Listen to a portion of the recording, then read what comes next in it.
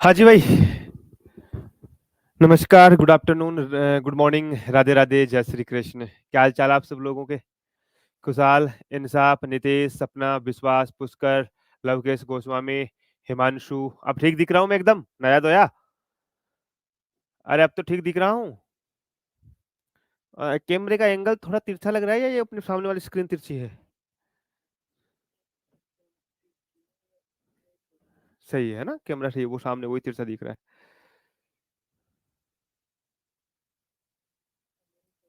सही है, सही है। हाँ जी साहब, बढ़िया हो सब? वॉइस और वीडियो साफ नहीं आ रहा, अब साफ आ रहा है बेटा, अब एकदम क्लियर आ रहा है। वो पहले थोड़ी सी समस्या हुई थी। शुभिका, टीनू, रजनी, लवकुश, विश्वास।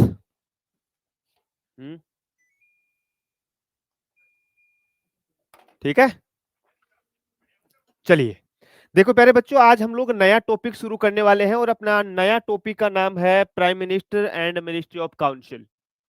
प्रधानमंत्री और मंत्री परिषद। नाम सुना है सब लोगों ने प्रधानमंत्री का? हम्म, बड़ा इंटरेस्टिंग टॉपिक है ये।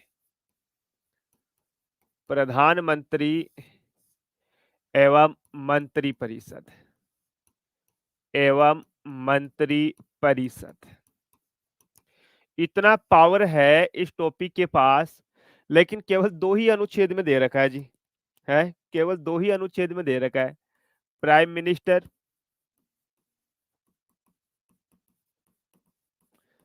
And ministry of council, ministry of council. ठीक है, बताओ देखे क्या जानते हो आप इस टॉपिक के बारे में? अगर मैं पूछूं कि भैया प्रधानमंत्री जी जो है, इसका उल्लेख हमारे कॉन्स्टिट्यूशन के कौन से आर्टिकल में किया गया है? या कौन से भाग में किया गया है? तो आप बोलोगे साहब भाग तो 5 ही किया गया अपना। हम्म, भाग या पार्ट जो है वो तो 5 में ही किया गया है। मैं आप लोगों को पूछूं कि भैया कौन सा आर्टिकल में किया गया है, तो आप लिखोगे आर्टिकल 74 और आर्टिकल 75। लो जी साहब, यानी दो ही आर्टिकल। जी हाँ, है ना, आर्टिकल 74 और आर्टिकल 75। कल मैं क्लास लेऊंगा आप लोगों की, ये क्लास तो लेऊंगा 11 बजे वाली, 3 बजे वाली की जो क्लास होती है ना अपनी, 2 बजे वाली, उसका पता नहीं, लेकिन ये क्लास होगी कल अपनी। ये होगी, और हो सकता है ज्योग्राफी की क्लास हम 11 से 12 कर ले, 10 से 11 ये हो जाएगी, फिर 11 से 12 हम ज्योग्राफी कर ले, अगर 11 बजे कल आपकी साइंस वाली क्लास नहीं होगी तो। ठीक है ना भाई, अगर कल साइंस की क्लास नहीं होगी तो 10 से 11, और अगर ज्योग्राफी तो एकदम अपना सिलेबस है वो एकदम सही चल रहा है, थोड़ा ही बच्चा है तो ना ले तो भी चल जाएगा अपना, है ना। लेकिन ये क्लास तो लेंगे हम भाई। आर्टिकल 70, नहीं नहीं नहीं नहीं, 72 73 में नहीं बेटा, 74 और 75 के अंतर्गत है। अब देखो, पहले इन दोनों आर्टिकल के बारे में बताऊं या ये मंत्रिमंडल क्या होता है, मंत्री परिषद क्या होता है, इनके बारे में बताऊं? मुझे लग रहा है पहले इनके बारे में बताऊं तो थोड़ा ज्यादा अच्छा लगेगा, है ना। आपने दो शब्द सुने हैं। एक शब्द सुना है मंत्री परिषद, है ना, एक शब्द सुना है मंत्री परिषद, और एक शब्द सुना है मंत्रिमंडल, है ना, मंत्रिमंडल। ठीक है, बिल्कुल साहब ठीक है। अगर मैं आप लोगों को एक बात बताऊं जो आप किसी को नहीं बताओ, तो मंत्रिमंडल शब्द का प्रयोग हमारे संविधान में पहले कहीं नहीं किया गया था। ध्यान से सुनो, मंत्री मंडल शब्द का प्रयोग हमारे कॉन्स्टिट्यूशन में कहीं पर नहीं किया गया था। किसी भी आर्टिकल में मंत्रिमंडल शब्द का प्रयोग नहीं किया गया, केवल और केवल मंत्री परिषद शब्द का प्रयोग किया गया। मंत्री परिषद में अपने जितने भी मंत्री होते हैं वो सब आते हैं। प्रधानमंत्री आता है, गृह मंत्री आता है, राज्य मंत्री आता है, स्वतंत्र प्रभार मंत्री आता है, सहायक मंत्री आता है, उप मंत्री आता है, सब मंत्री आ जाते हैं। जबकि मंत्रिमंडल में ऐसा नहीं होता है। मंत्रिमंडल में केवल कैबिनेट मंत्री आते हैं। जैसे मैं एक लाइन में लिखा हूं आपको, तो मंत्री परिषद में सभी मंत्री, क्या जितने भी मिनिस्टर होते हैं वो सब मंत्री परिषद में आते हैं। वही मैं आपको बताऊं मंत्रिमंडल, तो मंत्रिमंडल में पहले तो मैं आपको बताऊं कि भैया इस शब्द का प्रयोग ओरिजिनल कॉन्स्टिट्यूशन में नहीं किया गया था, यानी मूल संविधान में इस शब्द का प्रयोग नहीं, मूल संविधान में इस शब्द का प्रयोग नहीं, इस शब्द का प्रयोग नहीं, प्रयोग नहीं मेरे प्यारे बच्चों, ठीक है साहब, है ना। मूल संविधान में इस शब्द का प्रयोग नहीं मेरे प्यारे बच्चों। तो फिर हमने कब किया, हमने मंत्रिमंडल शब्द जो है वो 44वां संविधान संशोधन, 44 कॉन्स्टिट्यूशन अमेंडमेंट, संविधान संशोधन कॉन्स्टिट्यूशन अमेंडमेंट 1978 के तहत इस शब्द को शामिल किया गया था। वहां पे हमने बोला था, वहां पे हमने लिखा था मेरे प्यारे बच्चों कि भैया मंत्रिमंडल है उसको एक बार राष्ट्रपति सलाह को पुनर्विचार के लिए लौटा सकता है। तो मंत्रिमंडल में जो आता है वो केवल कैबिनेट मंत्री आते हैं। अब तुम्हारे दिमाग में आ गया कि सर ये कैबिनेट वो कैबिनेट मिशन वाला ही है क्या, तो मैं बोलूंगा नहीं। तो सर कौन सा कैबिनेट है, मैं अपनी देसी भाषा में समझाऊं आप लोगों को, अपनी देसी भाषा में समझाऊं तो यूं समझो आप लोग कि अपने घर में सबसे पावरफुल कौन होते हैं, तो आप बोलोगे पिताजी, पिताजी, ताऊ जी, चाचा जी, मम्मी, चाची, ताई, ये सब कैबिनेट मंत्री होते हैं। इनसे थोड़ा कम पावरफुल कौन होते हैं, भैया, बड़े भैया, बड़ी दीदी, है ना। तो वो किस में आ जाएंगे, स्वतंत्र प्रभार में, जो डायरेक्ट ताऊ जी से बात कर लेते हैं। फिर आप किस में आते हो, क्योंकि आप डायरेक्ट पिताजी से कोई काम नहीं हो, आपको पैसे की जरूरत हो तो आप तो या तो दीदी को बोलते हो, दीदी पापा को बोलना मुझे 500 रुपए दे, या मम्मा को बोलते हो, मम्मा 500 रुपए देना, मुझे मुझे काम है, पापा को बोलो मुझे 500 रुपए दे। आप हो जाओगे भाई साहब सहायक मंत्री या उप मंत्री। मेरा कहने का मतलब है कि जो टॉप मंत्री है, जैसे गृह मंत्री है, वित्त मंत्री है, रक्षा मंत्री है, विदेश मंत्री है, प्रधानमंत्री है, ये प्यारे बच्चों कैबिनेट मंत्री में आते हैं। और मंत्री परिषद में सब मंत्री आते हैं, ये मंत्री भी आते हैं, है ना। तो अगर मैं आप लोगों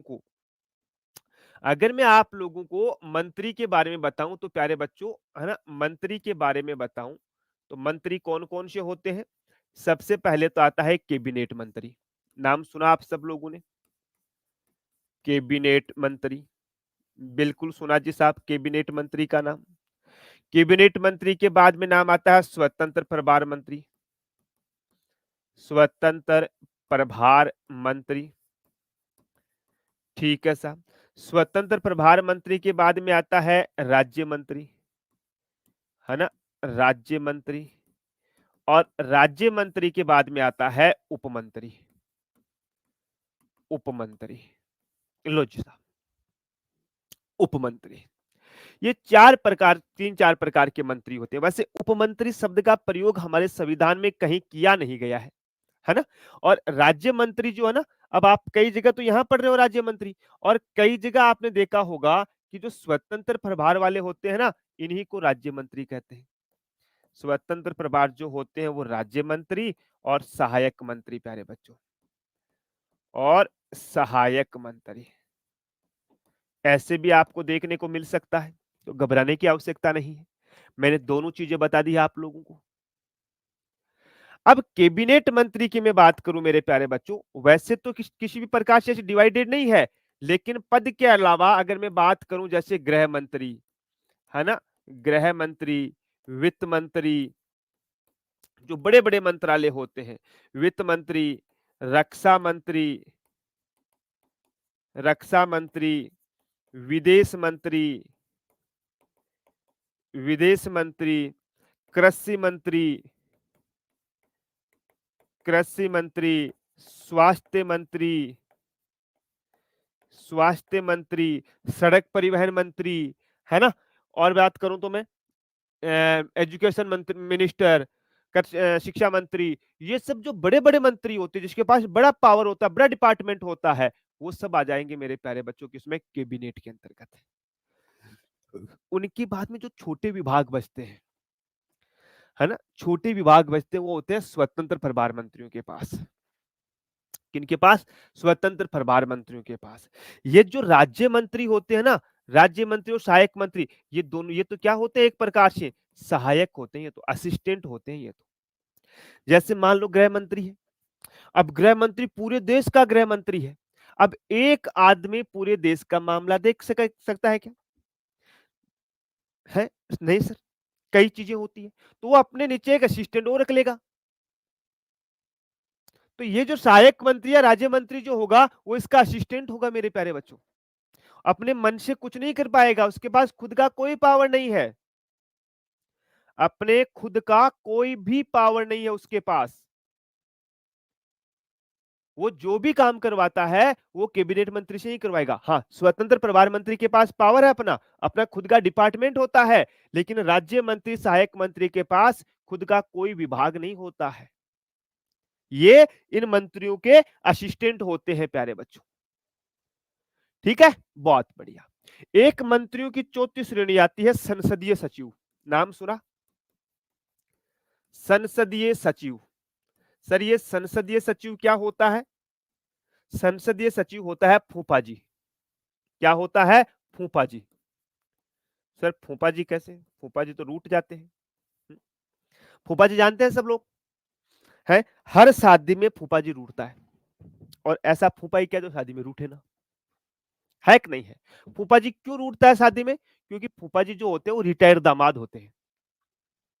भाई फूफा जी जो है वो रिटायर्ड दामाद होते हैं। जैसे मैं आप लोगों का एग्जाम्पल दूं, है ना, भाई आपका एग्जाम्पल दूं, जैसे मान के चलो अपना सचिन है, अमित है ना, लड़कों का दूं मैं, लड़कियों का नहीं, लड़कों का दूं मैं, कि आपकी जब नई नई शादी होगी, या कईयों की आपकी हो भी चुकी होगी, आप जब ससुराल जाते हो, नई नई शादी होने के बाद जब ससुराल जाते हो, तो ससुराल में बहुत रेस्पेक्ट होती है। कहते हैं कि हमारे देश में सबसे ज्यादा इज्जत होती है वो दामाद की होती है ना, ऐसे सुना होगा आप लोगों ने। तो दामाद जी की बहुत रेस्पेक्ट होती है, नई नई दामाद जी की। अब धीरे धीरे क्या होता है, जैसे जैसे शादी पुरानी होती है, वैसे वैसे मेरे प्यारे बच्चों, जीजाजी की जो इज्जत है वो कम होने लग जाती है। और जब जीजाजी फूफाजी बन जाते हैं, भाई जीजा ही तो फूफा बनता है, इसे तो ये तो मैंने बोला ना कि फूफा जी रिटायर्ड दामाद होते हैं। जीजा जी जब फूफा जी बन जाते हैं, तो फिर फूफा जी को कोई चाय के लिए नहीं पूछता है। जब जीजा जी नए नए शादी थे तब 3-4 प्रकार की, जब ससुराल में जाते सब्जी बनती, 2-3 प्रकार की मिठाइयाँ, रोटी चपाती, मतलब अलग अलग प्रकार की, और जीजा जी पूरा ऐसे एकदम शान शौकत से खाना मिलता। और अब जीजा जी को चाय के लिए नहीं पूछ रहा, फूफा जी को चाय के लिए नहीं पूछा जा रहा, तो भैया फूफा जी नाराज तो होना तय है कि नहीं? अब शादी में क्या होता है, शादी में फूफा जी को पूछा नहीं जाता है, जवाइयों को ही पूछा जाता है। भाई जवाइयों को ही पूछा जाता है, तो फूफा जी रूठ जाते हैं, है ना, फूफा जी रूठ जाते हैं। अब पिताजी मनाते हैं उसको, क्योंकि पिताजी के तो जीजाजी होते हैं वो, कि अरे जीजाजी आओ, आप ऐसे थोड़ा करते, आप तो समझदार हो, इस शादी के पूरे कर्तव्य करता आप ही हो। फिर फूफा जी को एक वो गले में जनेऊ पहनाई जाती है, पैसे वाली माला दी जाती है, वो क्या नाम है तुम्हारा, पैसे वाली बेग दी जाती है, और शादी के टेंट के बीच में कुर्सी लगाई जाती है, टेबल लगाई जाती है, 2-4 बुजुर्ग और बैठते हैं, और फूफा जी को ऐसी फीलिंग दिला दी जाती है कि इस पूरी शादी के कर्तव्य धर्ता आप ही हो। भले ही पूरे दिन फूफा जी को यही ना पूछा जाए कि खाना खाया कि नहीं खाया, लेकिन फूफा जी की फीलिंग, इस शादी के कर्तव्य धर्ता मैं ही हूं। अब यही चीज होती है संसदीय सचिव में। फूफा जी की कहानी सुनाने का तुम अर्थ ऐसे मतलब कि गुरुजी तुम्हें कहानी सुना रही हो, मैं तुम्हें संसदीय सचिव का कॉन्सेप्ट समझा रहा हूं। यही चीज संसदीय सचिव में होती है। अगर कोई सांसद है, कोई भी सांसद है, मान लो अपने राजस्थान का मैं एग्जांपल बता दूं, है किस सांसद का नाम बताऊं मैं अपने राजस्थान में, है अपने जैसे किसका नाम बताओ, तुम बताओ एक सांसद का नाम बताओ।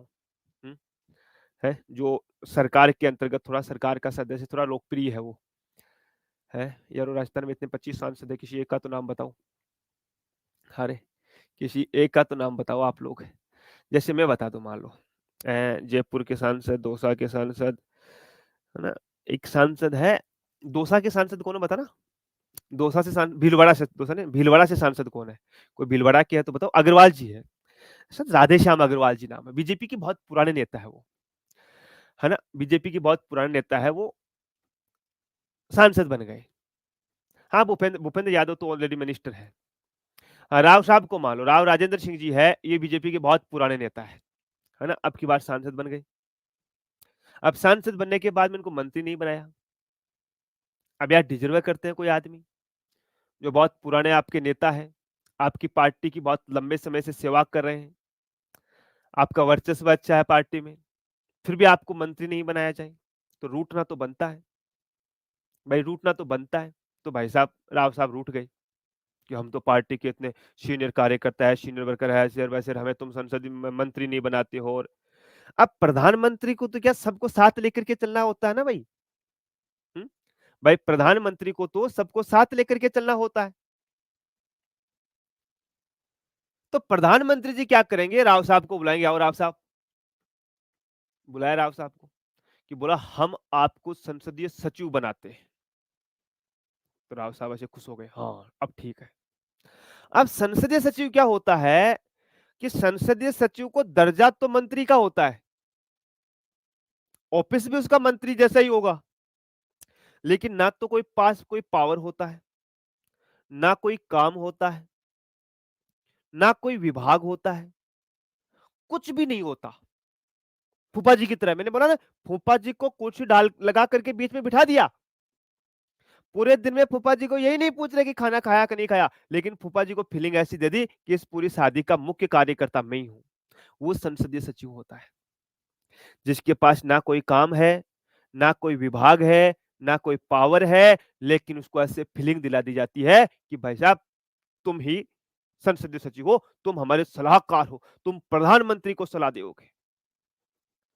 आप बताओ समझे कि नहीं समझे। एक दो बच्चे बोले हनुमान बेनीवाल, हनुमान बेनीवाल पार्टी के नहीं ना, उसकी अलग पार्टी है, मैं तो सरकार वालों की बात कर रहा हूँ, मैं सरकार वालों की बात कर रहा हूँ। बताओ, अब तुम बताओ संसदीय सचिव समझे कि नहीं समझे। तो संसदीय सचिव जो होता है वो हमारे रिटायर्ड फूफा जी, रिटायर्ड क्या फूफा जी होते हैं।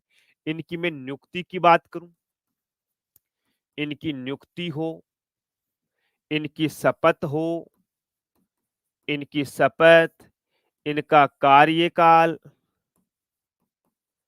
इनका कार्यकाल, और इनका मेरे प्यारे बच्चों नियुक्ति हो गई, शपथ हो गई, कार्यकाल हो गया, ठीक है। और क्या क्या हो गया, वेतन, वेतन तो नहीं होगा, है ना, इनका त्यागपत्र, त्यागपत्र, और इनको हटाना, इनको हटाना, ये सब एक ही आदमी करता है, कौन, प्रधानमंत्री, प्रधानमंत्री। दोबारा सुन लेना, संसदीय सचिव के पास दर्जा मंत्री का होता है, लेकिन ना विभाग होता है, ना कोई शक्ति है, ना कोई काम है, बस फूफा जी है जी साहब, है ना, भाई फूफा जी है साहब। अब बताओ तुम्हें समझ में आया कि नहीं आया। सिर्फ फिर ऐसे ही झूठा दिखावा क्यों करते हैं बेचारे संसदीय सचिव के साथ जब कुछ काम ही नहीं होता है। तो वो फूफा जी वाली कहानी नहीं बताई देवेंद्र मैंने, है ना, भाई फूफा जी वाली कहानी नहीं बताई है। सर भूपेंद्र यादव को तो आते ही जिला जीजाजी बना दिया, हाँ वो सबका अलग अलग है। मेरा मतलब ये सब केंद्रीय मंत्री, हाँ केंद्रीय मंत्री, मंत्री जो सेंट्रल गवर्नमेंट के अंतर्गत आते हैं, संघ सरकार के केंद्रीय मंत्री होते हैं, और जो राज्यों में होते हैं वो राज्य मंत्री हो जाएंगे, वो स्टेट के मिनिस्टर हो जाएंगे। लेकिन ये जो राज्य मंत्री होते हैं ना, ये संघ केंद्रीय मंत्रियों के असिस्टेंट होते हैं प्यारे बच्चों, है ना। हाँ ये लिखना है साहब, ये लिखना है।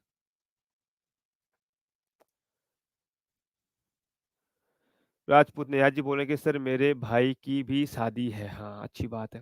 अब देखना आपके भाई का नए नए जब जाएंगे ससुराल में बहुत रेस्पेक्ट होगी, लेकिन जैसे जैसे पुराने होंगे, अब मैं तो, तुम समझ सकते हो, मतलब मैं कहना नहीं चाहता, तुम समझ जाओ यार अब ठीक है ना। चलो भाई, संसदीय सचिव क्लियर हो गया, है ना, क्लियर हो गया। कैबिनेट मंत्री, स्वतंत्र प्रभार मंत्री, उप मंत्री। उप मंत्री के बारे में अगर मैं बात करूं तो मेरे प्यारे बच्चों, संविधान में कहीं उल्लेख नहीं किया गया है। संविधान में कहीं उल्लेख नहीं है। ये भी एक प्रकार से वो मिट्टी गोली देने वाला ही है। संविधान में संविधान में कहीं उल्लेख नहीं किया गया है, कहीं उल्लेख नहीं। अब जैसे हमारे में राजस्थान का एग्जाम्पल देके बता दूं, है ना। आपने देखा होगा, आपने देखा होगा उप मुख्यमंत्री दिया कुमारी जी, उप मुख्यमंत्री प्रेमचंद बेरवा जी, इनके पास उप मुख्यमंत्री का नाम का कोई पावर नहीं है। मैं बता दूं आपको, कहीं तुम सोचोगे। अन्य मंत्री जो है ना, उनका पावर है ये जैसे अपने दिया कुमार जी के पास तो गृह मंत्रालय भी है, वित्त मंत्रालय भी है ना। आई थिंक पंचायत राज मंत्री भी उन्हीं के पास है। प्रेमचंद बेरवा जी के पास भी दो चार मंत्रालय है भाई, दो चार मंत्रालय है उनके पास भी। लेकिन उप मुख्यमंत्री के नाम पे केवल बाबा जी का ठेंगा बोलते हैं, क्या बोलते हैं हम लोग, वो है इनके पास। समझे? चलो बेटा रोहित यादव, ऐसी बात नहीं है, ठीक है। सर स्वतंत्र प्रभार मंत्री दोबारा समझा दो बेटा किरण। स्वतंत्र प्रभार मंत्री तुम ऐसे समझ लो कि हमारे घर का जो ये कोई बहुत बड़ा काम होता है ना।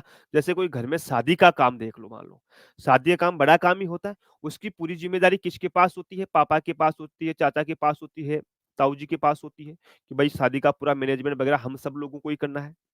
ठीक है, हो गया हो गया। एक होता है कोई घर में राती जी का हो, राती जी का जानते हो ना, जिसमें महिलाएं हैं रात को गीत गाती है किसी देवता के। अब उसमें क्या होता है, आपको ही बोल दिया जाएगा, जा रे भाई पड़ोस में जाकर के महिलाओं को सबको बोल के आ जा कि आज हमारी राती जी का है, शाम को खाना यही खाना है।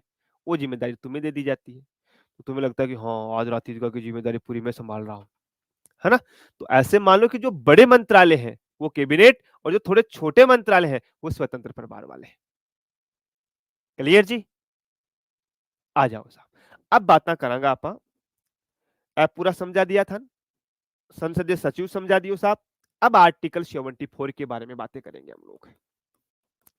अब लिखो आर्टिकल 74।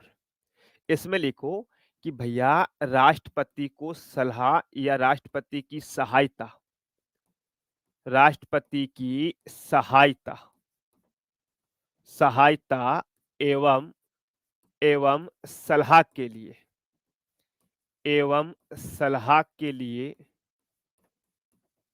एक मंत्री परिषद होगी।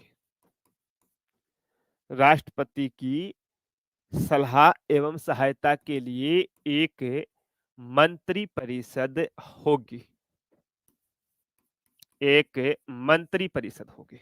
लो जी साहब, अब तुम्हारे दिमाग में एक चीज आती है, पूछो कि सर आपने यहां पे लिखाया राष्ट्रपति की सहायता और सलाह,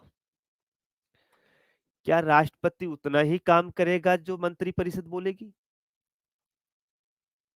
क्या क्या क्या राष्ट्रपति उतना ही काम करेगा जो एक मंत्री परिषद? मंत्री परिषद में मैंने क्या बोला, सभी मंत्री आ जाएंगे, जबकि मंत्रिमंडल में केवल कैबिनेट मंत्री आएंगे। ठीक है, तो सब मंत्री जो सलाह देंगे वही काम करेगा। हाँ, हमारे संविधान में एक संशोधन हुआ था, 42 कॉन्स्टिट्यूशन अमेंडमेंट 1976। इसमें बोला कि भैया मंत्री परिषद द्वारा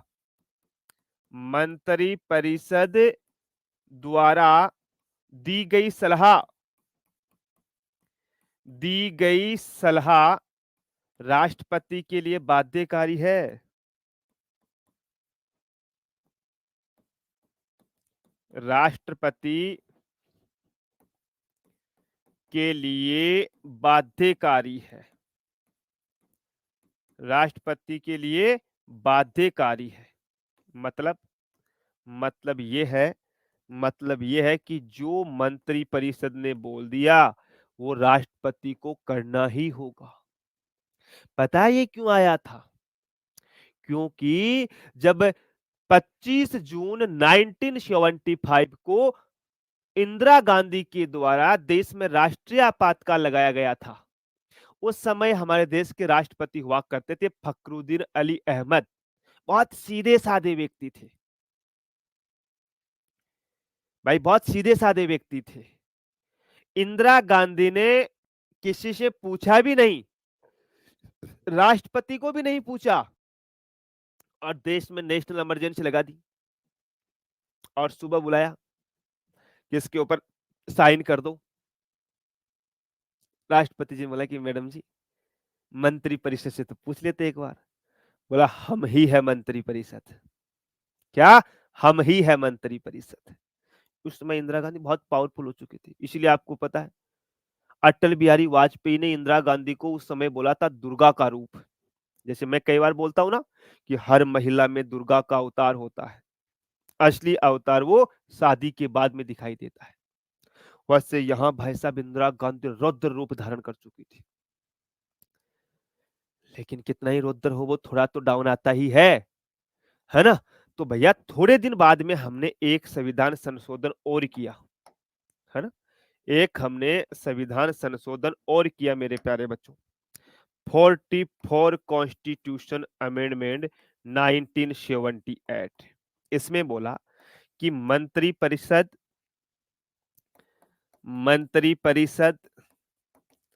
द्वारा द्वारा दी गई सलाह द्वारा दी गई सलाह को राष्ट्रपति एक बार पुनर्विचार के लिए एक बार पुनर्विचार के लिए लौटा सकता है। कैसे? अब देखो मैं बताऊं, मैं तुम्हारे एग्जाम्पल के साथ बताऊं साहब। मान के चलो तुम सब मंत्री परिषद हो और मैं राष्ट्रपति हूं, है ना, ऐसे समझते हैं हम लोग। तुम मंत्री परिषद हो और मैं राष्ट्रपति हूं। अब तुम मंत्री परिषद में ने मुझे लिखित में दे दिया कि हाँ जी राष्ट्रपति महोदय, कल क्लास नहीं लेनी है, तो मैं नहीं लूंगा, क्योंकि साहब मंत्री परिषद ने बोल दिया। 1942 में ऐसे था, मुझे तो मंत्री परिषद की बात मानना जरूरी था। लेकिन 2 साल बाद में 44वां संविधान संशोधन जो मोरारजी देसाई ने किया था, जो देश के पहले गैर कांग्रेसी प्रधानमंत्री थे, उसमें बोला कि एक बार पुनर्विचार करके देख लो। अब तुमने मुझे लिखित में दिया कि आदरणीय राष्ट्रपति महोदय रणजीत जी, कल शनिवार को 18 अक्टूबर है, हम घर में दीपावली की सफाई करेंगे, आपको क्लास नहीं लेनी है, ऐसा आपने मुझे लिखित में सलाह दी। तो फिर मैंने आपसे बोला, मैं तो रिक्वेस्ट करके बोल सकता हूँ, मैं तो राष्ट्रपति हूँ, राष्ट्रपति के पास पावर नहीं होता है। मैं बोलूंगा देखो साहब मंत्री जी, बात ऐसी है कि हमारी जो पॉलिटी है उसका सिलेबस थोड़ा बड़ा है, थोड़ा नहीं बहुत ज्यादा बड़ा है। आपका जितना भी जीएस का सिलेबस है सबसे बड़ा पॉलिटी का सिलेबस है, क्वेश्चन भी काफी आते हैं। तो आपसे एक निवेदन है, थोड़ा विचार करके देखो, हम ज्योग्राफी की क्लास तो नहीं लेंगे लेकिन पॉलिटी की क्लास ले ले, अगर आपकी इच्छा है तो। ये मैंने आपको वापस पुनर्विचार करने के लिए भेजा है। अब आपने उस मेरे पुनर्विचार वाली बात पर गौर किया कि हाँ यार राष्ट्रपति महोदय रणजीत जी बात तो सही कर रहे हैं, चलो तो फिर सर कल क्लास ले लेना। तो मैं कल ले लूंगा। लेकिन आपने बोल दिया कि नहीं, हम तो दीपावली का धूमसा धड़ेंगे, कल कोई क्लास नहीं होगी। तो फिर वो बात मुझे आपकी माननी पड़ेगी। कहने का मतलब कि भैया मंत्री परिषद द्वारा दी गई सलाह को राष्ट्रपति एक बार के लिए पुनर्विचार के लिए लौटा सकता है। अब दोबारा पुनर्विचार के बाद में जो सलाह आई उसको मानना कंपलसरी है। अच्छा जी, हाँ। लेकिन गुरुजी एक बात और बताओ, पूछो कि सर मंत्री परिषद ने ध्यान से सुनना, यहां मंत्री परिषद शब्द का प्रयोग किया गया, मंत्रिमंडल का नहीं। एग्जामिनर आपसे गलत करवाने के लिए यहाँ ये स्टेटमेंट दे सकता है कि मंत्रिमंडल द्वारा दी गई सलाह मानना बाध्यकारी है। मंत्रिमंडल नहीं, मंत्री परिषद। मंत्रिमंडल का प्रयोग हम केवल और केवल एक जगह करेंगे, जब मैं आपको राष्ट्रीय आपातकाल पढ़ाऊंगा, और कहीं पर हम मंत्रिमंडल शब्द का प्रयोग नहीं करेंगे। तो गुरुजी, मेरे प्यारे बच्चों, अब ध्यान रखना कि जो सलाह मंत्री परिषद ने राष्ट्रपति को दी है, क्या उस सलाह को हम सुप्रीम कोर्ट में प्रश्नचिन्ह लगा सकते हैं? भाई तुम्हारी इच्छा हो गई, मान लो अमित है अपना, नीसू है अपना, आरुषि है, टीनू है, अमित है, देवेंद्र है, मनीष है, कि यार इस मंत्री परिषद ने राष्ट्रपति को क्या सलाह दी है, हमें भी जाननी है। वो तुम नहीं जान सकते, वो तुम नहीं जान सकते। ना ही तुम कोर्ट में उसको अपील कर सकते हो कि साहब हम तो सुप्रीम कोर्ट में आरटीआई लगाएंगे कि हमारी मंत्री परिषद ने राष्ट्रपति को क्या सलाह दी है। तो बालकों, ध्यान रखना और स्टार लगा करके लिख लेना भैया कि मंत्री परिषद द्वारा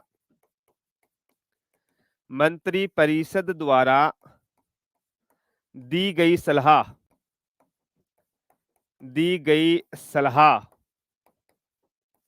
मंत्री परिषद द्वारा दी गई सलाह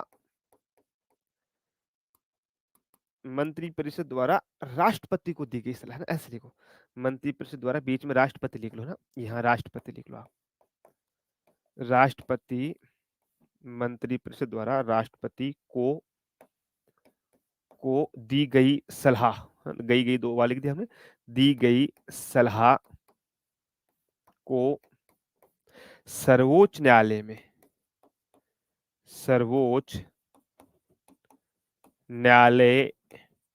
में प्रश्नगत नहीं कर सकते, नहीं कर सकते साहब, कि हमारी मंत्री परिषद ने क्या सलाह दी है, ये नहीं पूछ सकते भैया हम, है ना, ये नहीं कर सकते भैया हम। तो तुम्हारे कहीं दिमाग में हो कि गुरुजी चलो पूछ लेते हैं कि मोदी जी को, कि आज द्रौपदी जी को क्या सलाह दिया आपने। इस मंत्री परिषद में मोदी जी भी आते हैं, है ना, ठीक है साहब। अब तुम बोलोगे सर आपने तो लिखा ही नहीं, अब लिखेंगे, अब वापस पहली वाली लाइन में लिखेंगे। अब तुम बोलोगे सर अब तक क्यों नहीं लिखा, अब पहले मंत्री परिषद का पूरा समझाया, अब लिखो तुम कि भैया राष्ट्रपति को सलाह देने के लिए एक मंत्री परिषद होगी, जिसका मुखिया प्रधानमंत्री होगा,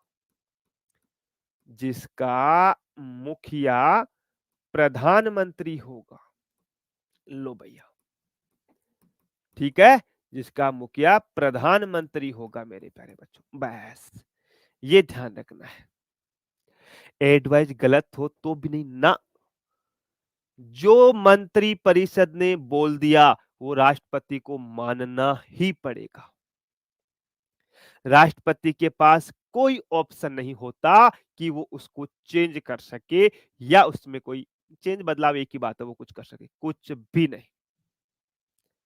अब मुझे बता दो, मैं थोड़ी बात कर लेता हूं, अभी तक आपसे एक बार भी बात नहीं की, आपकी कमेंट नहीं लिए, अब तक जो पढ़ाया है बाल को उसमें कुछ पूछना है? बढ़िया कॉन्सेप्ट समझ में आया आपको, मंत्री परिषद का, मंत्रिमंडल का, राष्ट्रपति का, स्वतंत्र प्रभार का, उप मुख्यमंत्री का। फिर आर्टिकल 75 में मोदी जी की नियुक्ति करवाते हैं हम लोग, हैं, फिर मोदी जी की नियुक्ति करवाते हैं साहब।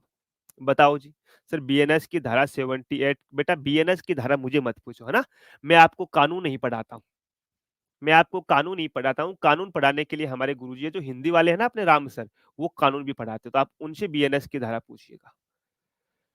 आपकी कहानी सुनने के बाद अच्छे से समझ में आता है, बहुत बढ़िया मोनिका जी, अंकिता जी शाबाश, पूछो, कुछ और पूछना है तो। सिर्फ प्रधानमंत्री के अलावा कोई और मंत्री अगर राष्ट्रपति को सलाह देता है तो वह माननीय होगा, प्रधानमंत्री अकेला सलाह नहीं देगा, ध्यान से सुनना, तो मेरे शब्दों के ऊपर फोकस ही नहीं किया।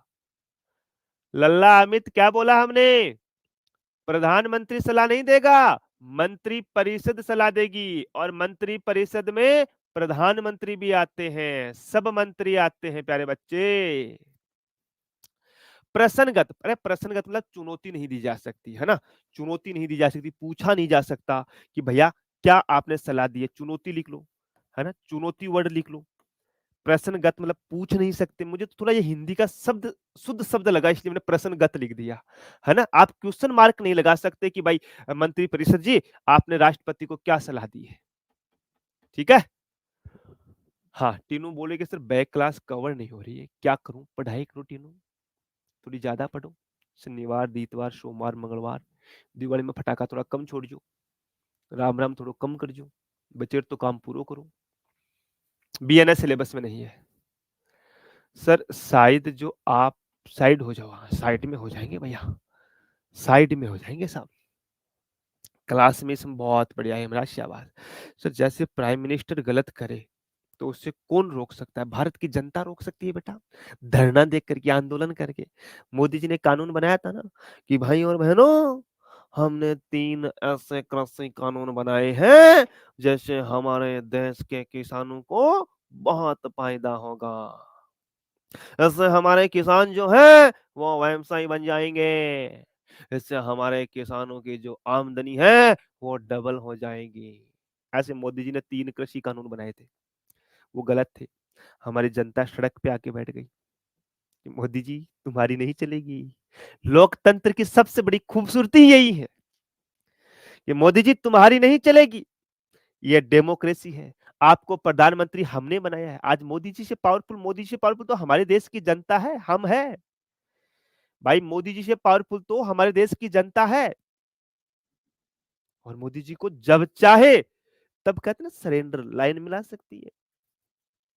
लेकिन शांत प्रिय तरीके से आर्टिकल 19 एक बी पढ़ाया था मैंने कि हम शस्त्र रहित शांतिपूर्ण तरीके से आंदोलन करने का अधिकार है हमें, है ना?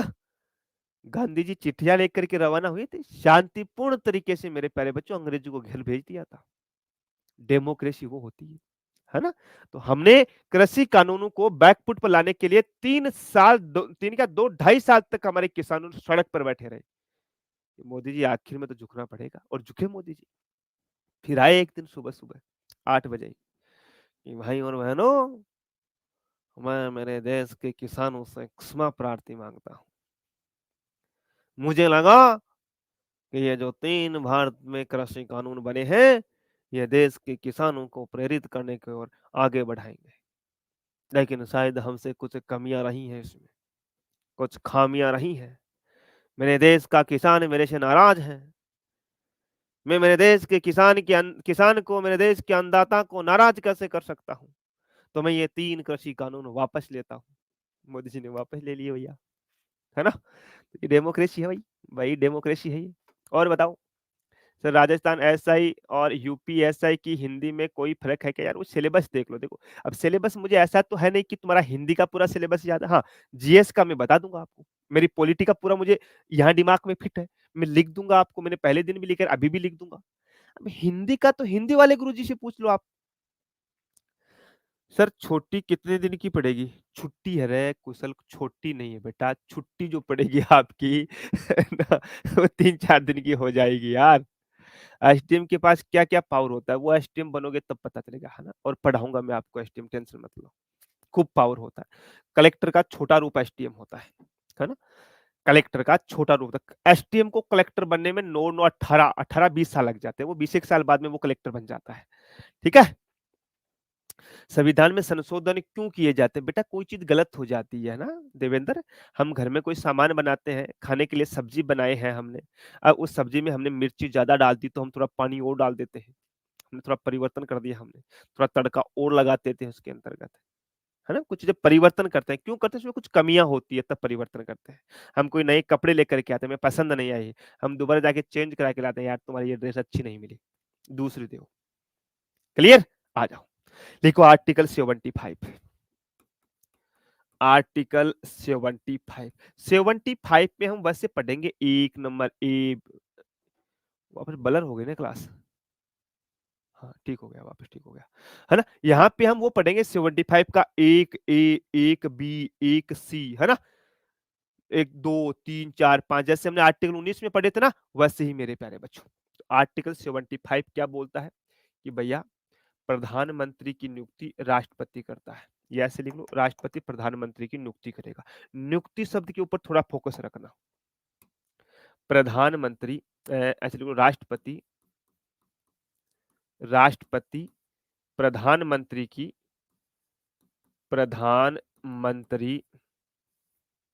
मंत्री की नियुक्ति करेगा। अब तुम्हारे दिमाग में एक चीज आती है, पूछो कि गुरुजी आपने बोला कि राष्ट्रपति प्रधानमंत्री की नियुक्ति करेगा। इस शब्द के ऊपर बहुत फोकस रखना। बहुत बार परीक्षा में पूछा जाता है कि राष्ट्रपति प्रधानमंत्री को करता है, नियुक्त करता है, निर्वाचित करता है, मनोनीत करता है, एक शब्द और आ जाता है ना? तो ध्यान रखना, नियुक्ति करता है, अपॉइंट करता है।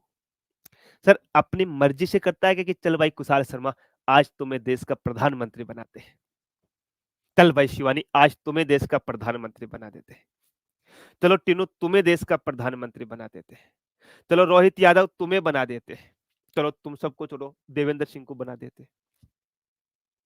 क्या ऐसा संभव है? नहीं। तो फिर कैसा संभव है? ये जो प्रधानमंत्री बनाते हैं ये बहुमत दल के नेता को बनाते हैं। किसको? बहुमत दल के नेता को। सर ये बहुमत दल क्या होता है? बहुमत दल के नेता को, दल मतलब राजनीतिक पार्टी, बहुमत दल के नेता को हम्म? बहुमत क्या होता है? बहुमत का एक फॉर्मूला होता है। हम्म? बहुमत का एक फॉर्मूला होता है। क्या फॉर्मूला होता है? क्या फॉर्मूला होता है? बहुमत का फॉर्मूला होता है प्यारे बच्चों, कुल सीटें यानी टोटल सीट बट्टे 2 +1 जिसके ये आ रहा है उसको बहुमत आ रहा है। जैसे एग्जाम्पल के तौर पे मैं बताऊं आप लोगों को, एग्जाम्पल के तौर पे बताऊं, हमारी लोकसभा में टोटल सीट कितनी है? हमारी लोकसभा में टोटल सीट कितनी है? तो आप मुझे बताओगे सर 543 सीट है वर्तमान में लोकसभा के अंतर्गत।